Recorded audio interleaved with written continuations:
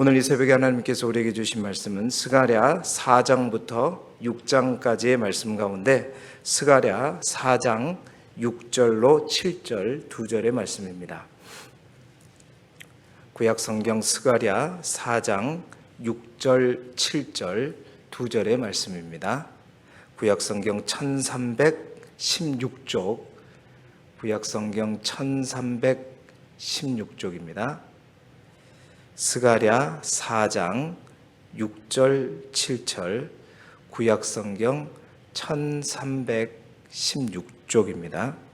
1316쪽 스가랴 4장 6절 7절 구약성경 1316쪽 스가랴 4장 6절 7절 두 절의 말씀을 함께 보도록 하겠습니다. 스가랴 4장입니다. 스가랴 4장 6절 7절 1316쪽의 말씀을 우리 함께 한 목소리로 읽겠습니다. 시작. 그가 내게 대답하여 이르되 여호와께서 스룹바벨에게 하신 말씀이 이러하니라. 만군의 여호와께서 말씀하시되 이는 힘으로 되지 아니하며 능력으로 되지 아니하고 오직 나의 영으로 되느니라. 큰 산아 내가 무엇이냐. 내가 스룹바벨 앞에서 평지가 되리라. 그가 머릿돌을 내놓을 때에 무리가 외치기를 은총이 그에게 있을지어다 하리라 하셨고 아멘. 오늘은 스가랴 4장부터 6장까지 있는 말씀으로 교재에 있는 제목 오직 성령의 능력으로 다시라는 제목하에 말씀의 은혜를 함께 나누겠습니다. 우리 교재에 나와 있는 포인트를 지난번에도 한번 읽었는데 다시 한번 읽겠습니다. 214쪽에 있는 포인트입니다. 시작. 절망스러운 현실 앞에 선 백성에게 하나님께서는 친히 성곽이 되어 주겠다고 말씀하시며 소망과 비전을 주십니다. 아멘.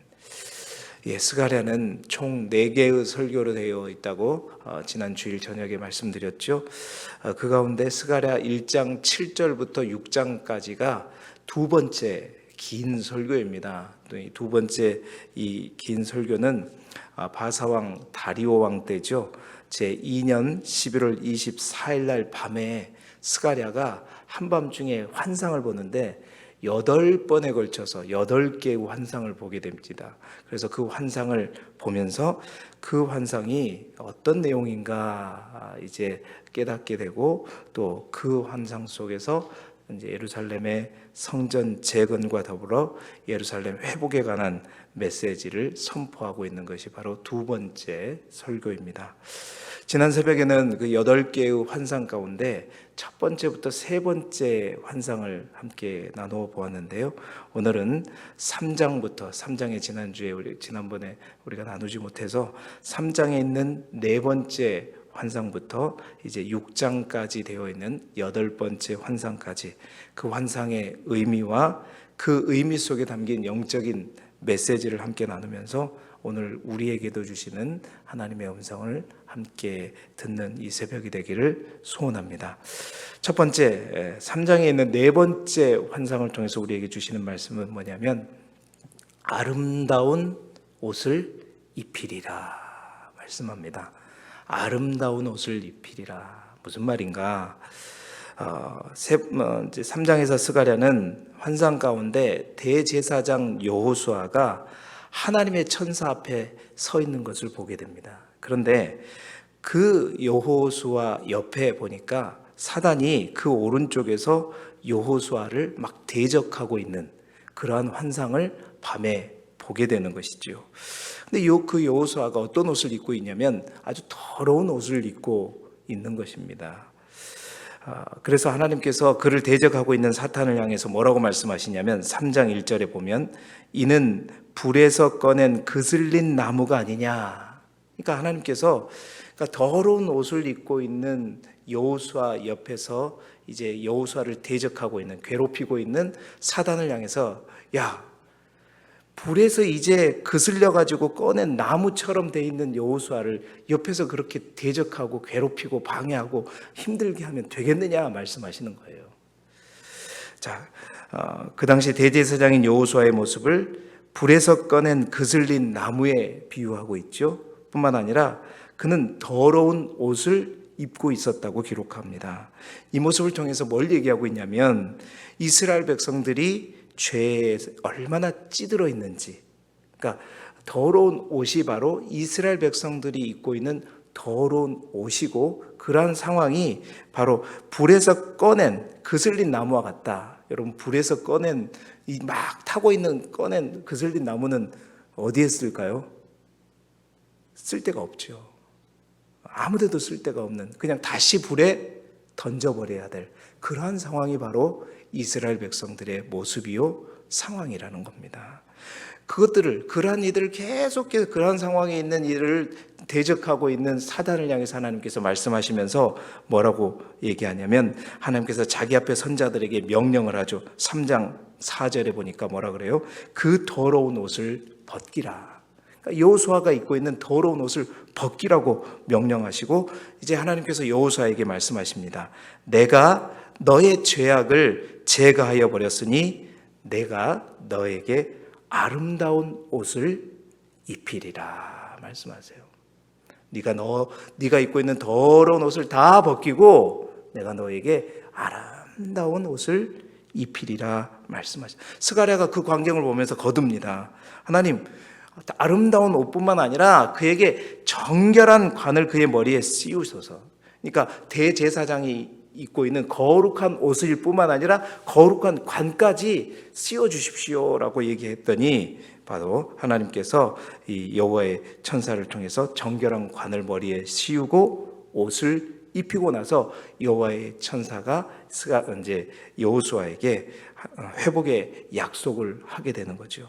그래서 이 여호수아가 이스라엘을 대표하는, 그래서 이스라엘의 모습을 말하고 있는데, 바로 여호수아에게 여호와의 천사가 내가 이스라엘을 다스리고 또 지키며 그 가운데 너희 가운데 있을 것이고, 장차 이제 싹이라고 표현되어 있죠. 성경에 보니까 바로 메시아 예수 그리스도를 상징하는데, 그 메시아 싹을 통해서 종말에 너희 모든 죄를 사하고 축복을 보장하겠다라고 말씀하시는 그 환상을 보게 되는 것입니다. 그렇습니다. 하나님은 그래요.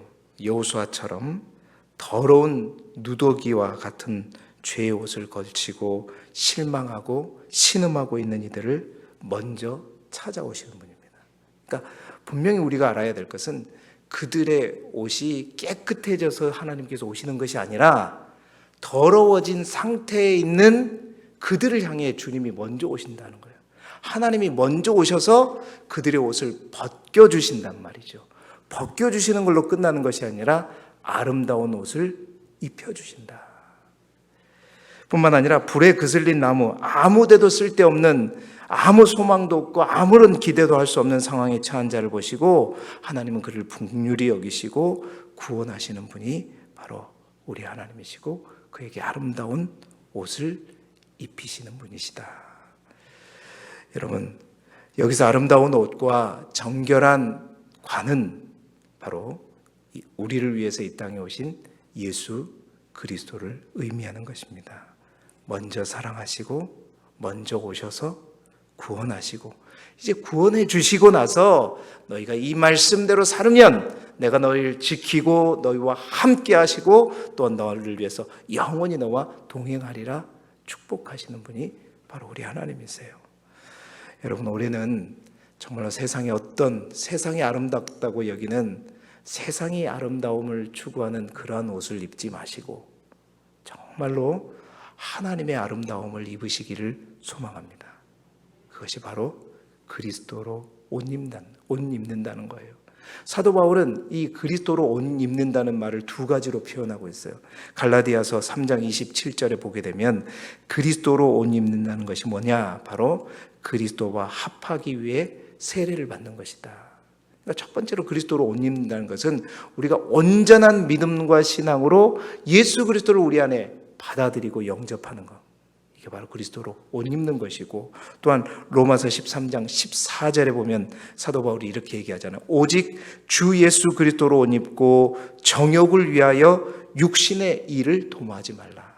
그러니까 그리스도로 옷 입는다는 말의 두 번째 의미는 정욕을 위하여 육신의 일을 도모하지 않는 것입니다. 다시 말해서 예수 그리스도를 온전히 우리 마음속에 영접할 뿐만 아니라 예수 그리스도가 아닌 정욕을 위해서, 나의 욕심을 위해서 많은 것들을 행하는 일을 멈추는 것, 이것이 바로 그리스도로 옷 입는 두 번째 의미라는 것이죠.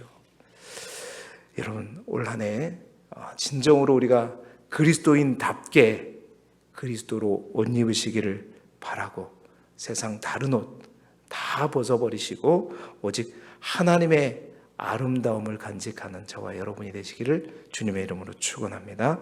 두 번째는, 오늘 두 번째, 이제 다섯 번째 환상을 통해서 우리에게 주는 메시지가 뭐냐? 오직 나의 영으로 되느니라 말씀하십니다. 오직 나의 영으로 되느니라. 다섯 번째, 4장에 나오는 다섯 번째 환상이 뭐냐면 숭금 등잔대와 그 곁에 있는 두 감람나무를 보게 하시는 거예요. 등잔대가 있어요. 막 불을 피우는 등잔대가 있는데 그 등잔대 밑에 기름 그릇이 있단 말이에요.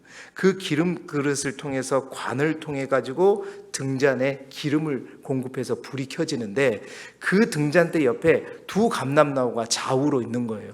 감람나무가 왜 있느냐? 그 감람나무의 가지를 통해서 그 감람나무, 감람유죠. 감람나무 기름이 등잔대에 있는 기름통에 공급을 하고 있는 거고, 그 기름통에, 기름 그릇에 있는 것이 관을 통해서 이제 불을 밝히는 요소로 사용되는 그 환상을 보게 하시는 것입니다. 이 환상을 통해서 하나님께서 스룹바벨에게 약속하는 거죠. 그러니까 숭금 등대라고 하는 것이 뭐냐? 바로 하나님의 성전을 의미하는 것이고, 바로 등잔에 빛을 발하게 하는 기름이 뭐냐? 하나님의 영이요, 바로 성령을 의미하는 것이고, 바로 그 두 곁에 있는 두 감람나무가 뭐냐? 바로 성전 재건을 위해 하나님께서 이게 세우신 두 주인공, 바로 스룹바벨과 대제사장 여호수아를 말하고 있는 것입니다.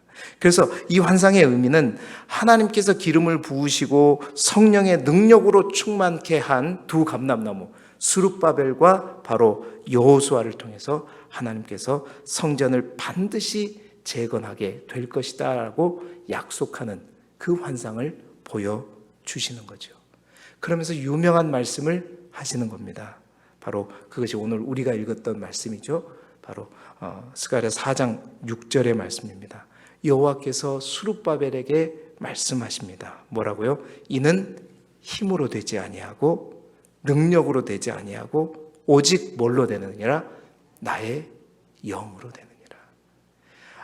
하나님의 성전을 이룩하는 것, 하나님께서 우리의 비전을 세워가고 만들어가는 것, 완성하는 것, 내 힘으로도 내 능력으로 되지 않고 오직 성령의 능력으로만 되는 것이다. 그 성령의 능력에 힘입어 성전을 재건할 때, 그리고 또한 뭐라고 그러느냐? 큰 산이 내 앞에 있을지라도 바로 그러한 성령으로 충만한 스룹바벨 너 앞에 그 큰 산은 뭐가 될 거다? 평지가 될 거다. 여러분, 이 말씀이 여러분에게 그대로 적용되어질 수 있기를 소망합니다. 예수 믿는다고 해서 우리 앞에 온통 꽃길만 있는 게 아니라는 거예요. 평탄한 길만 있는다는 게 아니에요. 넓은 길만 있는 것이 아니라 예수 그리스도를 믿음에도 불구하고 반드시 우리 앞에 큰 산이 오게 된다는 거예요. 그러나 그리스도 예수 안에서 성령의 능력으로 일하는 자는 그 큰 산이 평지가 되는, 쉽게 넘어서 버리는 놀라운 능력의 역사가 일어난다는 거예요. 다시 말해서 거꾸로 말하면 하나님의 일을 사람의 힘과 능력으로만 하려고 하면 결국 큰 산을 만나게 될 것이고, 결국 그 큰 산을 통해서 뼈저린 실패를 경험하게 될 것이다. 반대로 성령을 의지하여 그 일을 감당하면 그 누구도 그 무엇도 이를 막을 수 없게 될 것이다. 하나님께서 말씀하시는 것입니다. 사랑하는 성도 여러분, 그 능력으로 일할 때 하나님께서 뭐라고 말씀하시냐? 4장 9절의 말씀을 보시면 스룹바벨의 손이 이 성전의 기초를 놓았은즉 그 손이 또한 그 일을 마치리라. 일을 다 시작할 수는 있어요. 누구든지 그 일을 시작할 수는 있습니다. 모든 사람이 시작할 수는 있어요. 그러나 그 일의 마침표를 찍는 사람은 결국 누구냐? 바로 나의 힘과 나의 능력으로 하는 사람이 아니라 여호와의 영으로, 하나님의 영으로 힘입어 하는 자가 그 일의 마침표까지 찍을 수 있다는 것입니다. 사랑하는 성도 여러분, 오직 우리 길두교회에 성령으로 하나님의 능력으로 일하는 주의 일꾼들이 많아지기를 주님의 이름으로 축원합니다. 제가 지금 이제 항존직 교육을 이제 13주, 14주차 이제 얼마 남지 않았어요. 항상 제가 새벽마다 기도하는 거지. 우리 새롭게 세워지는 직분자들이 그들의 능력과 그들의 기술로 일하는 것이 아니라 뭘로요? 성령의 능력으로, 하나님이 주신 힘으로 일하기를 소원합니다. 날마다 기도하는 제목이 그겁니다. 여러분, 모세가요 열심히 왕궁에서 교육받고 정말로 최고의 엘리트 교육을 받았지만 그가 그것으로 인해서 자신의 힘과 능력으로 뭔가를 하려고 했을 때 그가 했던 건 뭐예요? 결국 사람을 죽였던 거예요. 그리고 왕궁에서 쫓겨나서 도망가서 광야의 삶을 살 수밖에 없었습니다. 뿐만 아니라 자신의 힘으로 왕권을 유지하려고 했던 사울, 그는 하나님이 비록 세워주셨지만 자신의 힘과 능력으로 그 왕권을 유지하려고 했지만 결국 그가 했던 건 뭐예요? 날마다 다윗을 죽이려고 쫓아다녔던 거, 10년 동안. 결국 그러다가 어떻게 해요? 전쟁터에서 죽게 되는 그 결말밖에 만나지 못했습니다.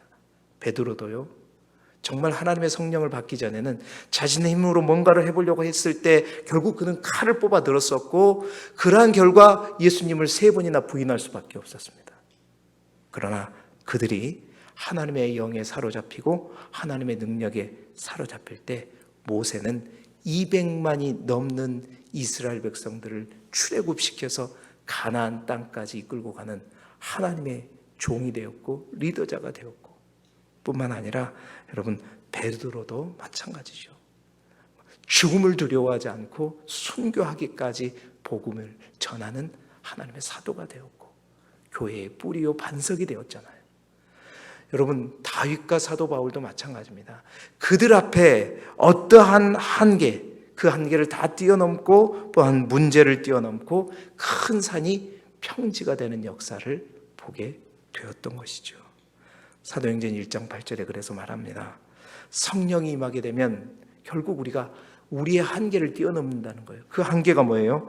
내 한계가 예루살렘이었다면 예루살렘을 넘고, 또한 유다까지가 내 한계였으면 그 유다를 넘게 되고 사마리아를 넘게 되고 땅끝까지 이르. 결국 성령이 우리 안에 임하게 되면 내 힘과 내 능력과 내 한계에서 머무르는 사람이 아니라 하나님의 수준으로 일하게 된다는 거예요. 하나님의 수준까지, 땅끝까지의 의미는 하나님의 수준까지 이르게 되는 놀라운 역사를 보게 된다는 것입니다. 모든 우리 길두교회 성도들이, 또한 직분자들이 하나님의 영에 사로잡혀 일하고 또 하나님의 영에 사로잡혀 예배드리고 기도하고 또 우리가 건축해야 될 것을 온전히 건축해 나가는 우리 모두가 되기를 주님의 이름으로 축원합니다. 세 번째, 오늘 하나님께서 우리에게 주신 메시지는 그러나 반드시 죄악은 청산해야 된다라는 거예요. 5장에는 2개의 환상이 나와 있습니다. 1절부터 4절까지는 날아가는 두루마리 환상이 보이고 5절부터 11절까지는 에바 속의 여인의 환상이 보여요. 6번째, 7번째 두 환상인데요. 지금까지 보여준 환상들은 다 어떤 환상이냐면 어려움 가운데 있는 이스라엘 백성들에게 희망과 소망과 위로를 주는 메시지였단 말입니다. 그런데 6번째, 7번째 환상은 지금까지 주었던 그런 환상의 메시지와는 다른 메시지예요. 물론 하나님은 사랑이시고 그래서 하나님은 이스라엘을 위로하시는 하나님이시지만, 그러나 그 사랑의 하나님께서 반드시 이스라엘 백성들에게 원하시는 것이 있다. 그게 뭐냐? 바로 학개 선지자도 강조했지만 성결한 삶. 그러니까 죄와 어울리지 않고 죄로부터 돌이켜 하나님과 가까워지는 그 삶을 하나님께서 원하신다는 거예요. 여러분, 1절부터 4절까지가 날아가는 어떤 두루마리는 뭐냐면 하나님의 율법책을 의미하는 거예요. 큰 두루마리가 이 하늘을 날아다니는 거예요. 펼쳐진 상태로. 이게 두루마리가 묶여진 상태가 아니라 두루마리가 확 펼쳐진 상태로 저 하늘을 쫙 날아다니는 환상을 보게 되는 거예요. 이 환상의 의미는 뭐냐면 이 두루마리는 곧 하나님의 율법책을 말합니다. 이 두루마리가 쫙 펴지면서 5장 3절에 보니까 도둑질하는 자, 맹세하는 자, 이게 이제 10계명으로 보면 8계명이고 3계명이죠. 바로 하나님을 향한 계명 중에 대표되는 3계명과 또한 이웃을 향한 대표적인 계명인 8계명을 대표적으로 얘기를 들면서 이 하나님의 율법이 죄를 지은 자들을 쫙 다니면서, 그러니까 날아다닌다는 것은 누구도 이 율법을 피할 수 없다는 거예요. 모두가 다 보는 위치에서 날아다니면서 그러한 죄를 지는 자를 심판하게 하는 그런 환상을 보여주고 있는 것이죠. 뿐만 아니라 5절부터 11절까지는 에바라고 하는 게 뭐냐면 곡식의 양을 재는 측량 기구였습니다. 그러니까 이 에바가 이스라엘이 범한 죄를 측정하는 하나님의 심판 도구로 사용되는 거죠. 근데 그 에바에 누가 앉아 있냐면 한 여인이 앉아 있어요. 그 말은 뭐냐면 이 한 여인이 의미하는 것이 바로 이스라엘 백성입니다. 이스라엘 백성들이 죄를 지어서 하나님 그 에바 위에 앉아 있는 거예요. 그런데 이 에바가 갑자기 그 뚜껑이 잠깐 열리면서 이스라엘 그 한 여인이 딱 도망가고 탈출을 시도하려고 했는데 어떤 납 같은 것, 둥근 납 같은 것이 바로 납 조각이 그 에바를 확 덮쳐버리면서 그 여인을 더 가두어 버리는 거예요. 이게 뭐냐면 납이라고 하는 것이 더 큰 죄, 더 큰 죄가 이스라엘 백성들을 완전히 눌러버리게 되고 이 에바를 결국 또 다른 날개를 가진 두 여인들이 등장하고 이 에바를 들고 어디로 이제 가져가 버리냐면 저 신할 땅, 바벨론 땅으로 가져가 버린 그 환상을 보게 되는 거예요. 이 말이 뭐냐면 결국 죄로부터 떠나야 할 이스라엘 백성들이 죄로부터 떠나지 못하고 더 큰 죄에 눌리고 갇히게 되고 또 그러한 이스라엘 백성들에게 결국 그들의 조상들처럼 바벨론 땅으로 끌려가게 될 것이다 라고 보여주는 그 환상을 보여주는 것이죠. 이 말은 성전 재건이 아무리 중요하지만 회개하고 돌이키지 않으면, 다시 말해서 죄로부터 떠나지 않으면 너희들 또한 너희 조상들처럼 어떻게 될 것이다? 바벨론의 포로로 끌려가게 될 것이다 라고 말씀하고 죄로 인한 심판을 면하지 못하게 될 것이다 말씀하고 있는 거예요. 아무리 성전이 재건된다 할지라도 그들을 기다리는 것은 또 다른 징계요 심판일 뿐이다라는 것을 보여주는 것이죠. 그렇습니다. 성전 재건이 아무리 중요하다고 한들 사람 성전보다 중요하지 않다. 먼저는 우리의 몸이 그리스도의 성전인데, 하나님의 성전인데, 이 하나님의 성전이 온전히 건축되지 않는 한 아무리 눈에 보이는 성전이 건축됐다고 해서 우리의 축복이 보장되는 것이 아니라 어찌됐든 우리의 몸을 거룩한 성전으로 만들어 내라고 하는 하나님의 음성인 것이죠. 사랑하는 성도 여러분, 올 한 해 여러분들이 계획하고 준비하고 여러분이 만들고자 하는 수많은 계획과 목표들이 있을 거예요. 그것보다 더 중요한 것은 나입니다. 이 몸이 하나님의 몸된 성전된 우리가 정말 거룩해지는 것, 죄로부터 떠나는 것, 더 무거운 죄가 우리를 덮지 않도록, 우리가 청산하지 못한 죄들이 있다면 날마다 해마다 우리가 이 죄만큼은 날마다 눌리고 또 덮이는 죄가 있다면 올 한 해만큼은 그 죄를 반드시 이겨내자, 반드시 제거해내자. 저는 모릅니다. 그 죄가 무슨 죄인지.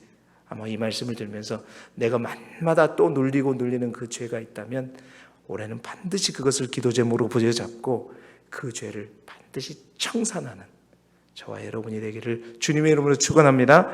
마지막 네 번째 메시지는 뭐냐? 이제 역전되리라 라는 말씀이에요. 6장에 나오는 여덟 번째 환상이 뭐냐면 내 병거와 내 말에 관한 환상입니다. 이 병거와 말들은 뭐냐면 바로 이스라엘 백성들을 괴롭히고 이스라엘 백성들을 대적하는 악의 무리를 심판하는 하나님의 도구인 거예요. 내 말과 내 병거가 전국 온 사방으로 흩어져서 하나님의 백성들을 결국 괴롭히는 이들을 다 멸망시키는 그러한 병거, 말인 거예요. 그런데 여기서 이제 이 말을 통해서 하나님께서 뭐를 얘기하냐면 이스라엘 백성들을 괴롭히는 자들을 내가 반드시 심판할 것이다라고 약속하는 환상이죠. 그 가운데 우리가 주목할 것은 6장 8절 마지막 절입니다. 환상의 마지막 절. 보게 되면 북쪽으로 나간 자들, 다시 말해서 북쪽으로 나갔던 말과 병거들, 그들로 인해서 북쪽에서 내 영을 쉬게 하였느니라 라고 기록해요. 그러니까 다시 말해서 북쪽으로 나간 말과 병거가 있는데 그들이 가서 뭔가 일을 딱 하고 났느니 내 영이 쉬게 되었다. 그러니까 할 일이 없게 되었다라는 것입니다. 이 말이 무슨 말이냐면 여러분 성경에서 북쪽이라고 하는 말, 북쪽이 의미하는 것은 하나님의 백성을 대적하는 세력이 있는 쪽을 말합니다. 방향을 말해요. 여러분 기억하시는지 모르겠지만 이 메시지가 주는 특별한 의미가 바로 그거예요. 여러분 첫 번째 환상이 어떤 환상이냐면 네 말을 보여준 환상이었습니다. 밤에 첫 번째 본 환상이 네 말이 있는데 그 네 말이 사방을 두루 다니면서 하나님의 천사와 여호와께 뭔가를 보고해요. 사방을 두루 다니고 난 다음에 뭐라고 보고하냐면 1장 11절에 우리가 보았는데 온 땅이 평온하고 조용합니다라고 보고를 하죠. 그런데 온 땅에 그러니까 이스라엘 백성을 괴롭히던 모든 사람은 평온하고 조용히 잘 살고 있는데 하나님의 백성만이 아파하고 힘들고 핍박당하고 고생하고 있는 모습을 보면서 이제 하나님 앞에 중보기도하는 그 환상이 첫 번째 환상이었어요. 첫 번째는요, 이스라엘 백성들은 괴롭을 당하고 이스라엘을 괴롭히던 대적들은 오히려 평안하고 안정을 되찾는 그 환상으로부터 시작되는데 마지막 이 환상이 의미하는 것은 뭐냐면 저 북쪽에 나간 말과 병거들이 북쪽에 있는 하나님의 백성을 대적하는 모든 이들을 다 제거해버리니까 어떻게 해요? 하나님의 영이 평안해진다, 쉬게 되었다. 이 말은 북쪽에 있는 하나님의 대적들을 완전히 심판하고 이제 하나님의 백성들에게 진정한 평안과 쉼이 오게 되는 것을 말하고 있는 거예요. 결국 상황이 어떻게 해요? 첫 번째와 마지막 완전히 뒤바뀌었다는 겁니다. 대적들은 완전히 망하게 되고 하나님의 백성들은 평온을 찾고 안정을 찾는 것. 바로 이것이 환상의 마지막 결과. 이제 역전되리라. 사랑하는 성도 여러분, 올 한 해 이 8가지 환상을 통해서 우리에게 주신 메시지대로 결국은 여러분의 모든 상황들이 그리스도 예수 안에서 역전되어지기를 소망합니다. 죄에 눌렸던 모든 죄를 다 청산하고 오직 하나님의 능력을 입고 그리스도를 온 이집으로 말미암아서 정말 하나님이 기뻐하시는 성령의 충만한 하나님의 사람, 역전을 일으키는 역전의 명수들이 되시기를 주님의 이름으로 축원합니다.